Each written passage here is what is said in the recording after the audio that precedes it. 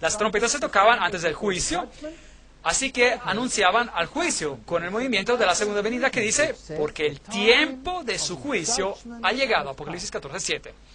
Y después había el día de la expiación en el día 10 del mes de Tishri, y esto representa el juicio pre-investigativo o juicio antes de la venida de Cristo. Obviamente Dios está juzgando porque cuando Él regresa a la tierra, su recompensa galardón está con Él. ¿No es eso correcto? Así que si Él regresa con su recompensa, obviamente eso significa que un juicio ya ha acontecido. Así que ese juicio está aconteciendo en el cielo en este momento.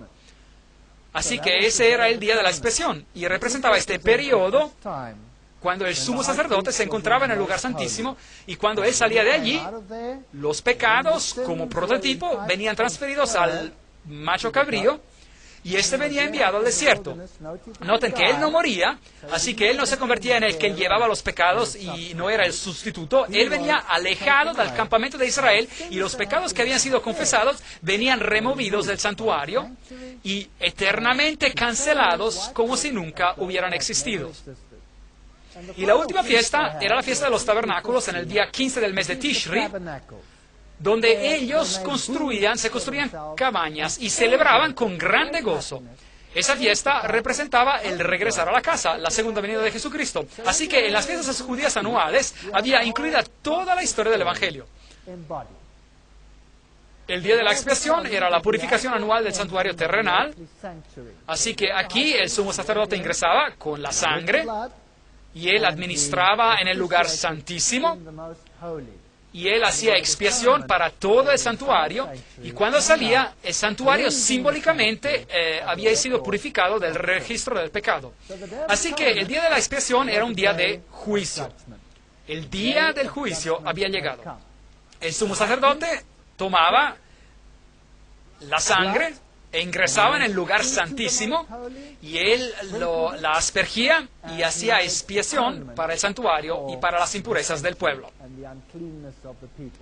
Ahora, ¿cuál es el estándar del juicio? Santiago nos dice, Santiago 1:25, pero el que mira atentamente en la perfecta ley, la de la libertad, y persevera en ella, no siendo oidor olvidadizo, sino hacedor de la obra, éste será bienaventurado en lo que hace.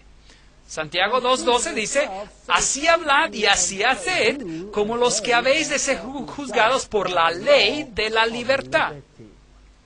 Nombre maravilloso para la ley de la libertad. La ley te libra, no es una ley de esclavitud. Si cada persona tuviera que guardar la ley en este planeta, ¿no seríamos todos libres? ¿Sí o no? Claro que sí, eso tiene sentido. Fuera entonces tu paz como un río y tu justicia como las olas del mar, si cada persona guardara la ley. ¿Qué es pecado? Todo aquel que comete pecado infringe también la ley, pues el pecado es infracción de la ley. Primera de Juan 3:4. Eso es lo que es pecado. Así que si usted quiere tener una relación de obediencia, bueno, usted tiene que guardar la ley de Dios. Pero donde no hay ley, tampoco hay transgresión. Romanos 4:15. Así que debe haber habido una ley desde el comienzo, ¿sí o no? Sí, de lo contrario no hubiera habido ninguna transgresión, Romanos 6:23, porque la paga del pecado es muerte. Pero ¿qué nos dice el pequeño verso antes de este?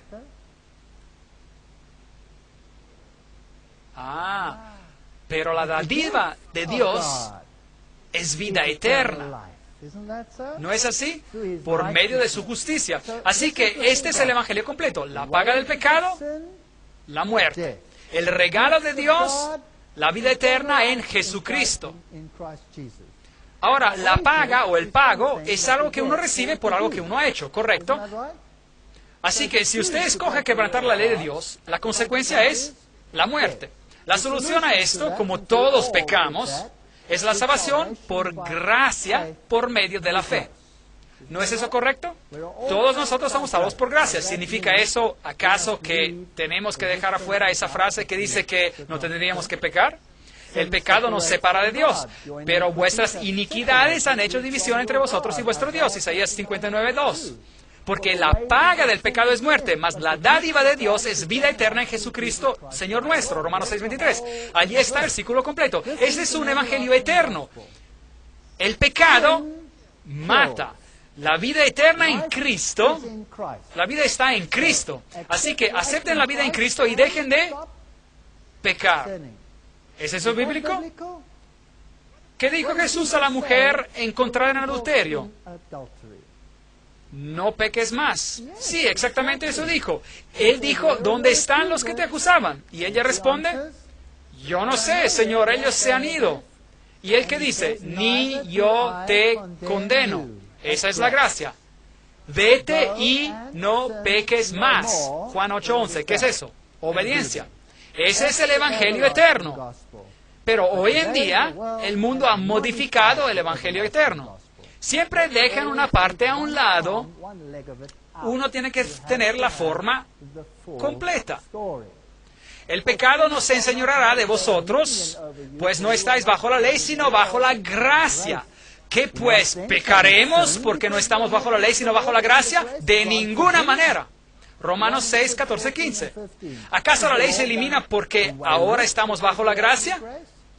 ¿Quebrantaremos ahora la ley porque estamos bajo la gracia? No. ¿Se acuerdan de esa cita de las iglesias carismáticas que les leí, que dice que si uno guarda la ley de Dios, uno no tiene el Espíritu Santo?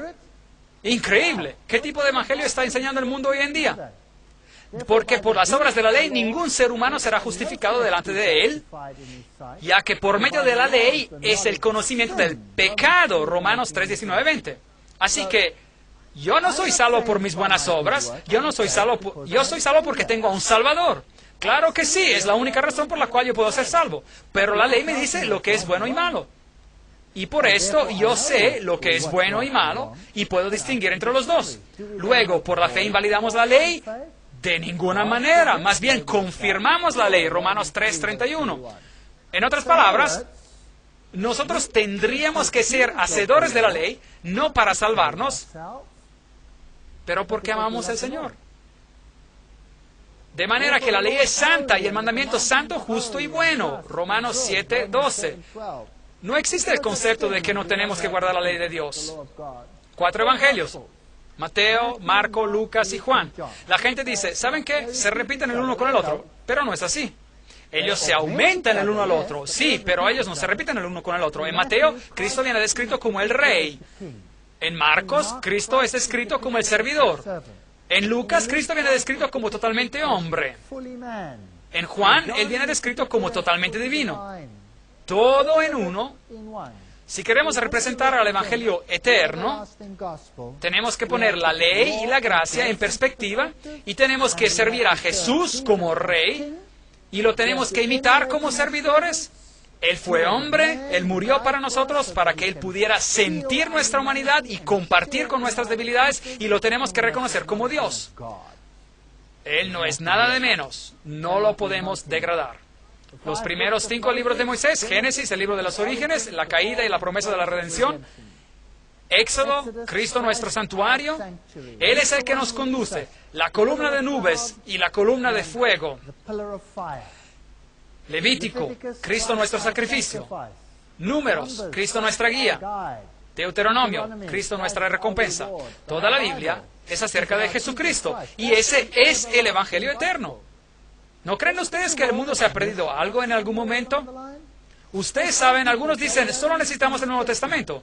Y yo digo, bien, ¿por qué se preocupan de llevar un libro tan pesado? Tomen unas tijeras y cortan lo que no necesitan.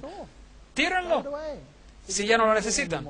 No, el Antiguo Testamento y el Nuevo Testamento, los dos hablan de Jesús. No penséis que he venido a abolir la ley o los profetas. No he venido a abolir, sino a cumplir. Porque de cierto os digo que antes que pasen el cielo y la tierra, ni una jota, ni una tilde pasará de la ley hasta que todo se haya cumplido. Mateo 5, 17, 18. El Evangelio eterno tiene que ser predicado.